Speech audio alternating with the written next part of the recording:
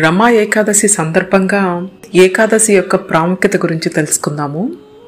ఆశ్వేజ మాసం కృష్ణపక్షంలో వచ్చే ఏకాదశిని రమా ఏకాదశిగా జరుపుకుంటారు.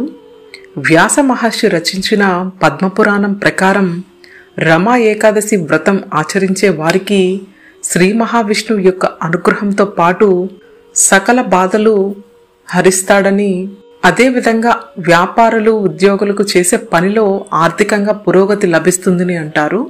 రమా ఏకాదశి వ్రతాన్ని ఆచరించే వారు ఏకాదశి వ్రతంలా ఈ రోజంతా పూర్తిగా ఉపవాసం పాటించి ముందుగా సూర్యోదయంతో నిద్రలేచి తలారా స్నానం చేసి పూజా మందిరాన్ని శుభ్రం చేసుకుని శ్రీ లక్ష్మీనారాయణుల చిత్రపటాలకు గంధం కుంకుమలతో అలంకరించాలి. ఆవు నేతితో దీపారాధన చేసి పసుపు రంగు చేమంతి పూలతో శ్రీ లక్ష్మీనారాయణను అర్చించాలి. తులసి దళాలతో అర్చిస్తూ శ్రీ మహావిష్ణువు యొక్క విష్ణు సహస్రనామ పారాయణం చేయాలి. చక్కెర పొంగలి, పరమాన్నం వంటి ప్రసాదాలను నైవేద్యంగా నివేదించి ఏకాదశి రోజున సాయంత్రం ఇంట్లో యథావిధిగా పూజ చేసుకుని సమీపంలో ఉన్న విష్ణు ఆలయానికి వెళ్ళి దర్శనం చేసుకోవాలి.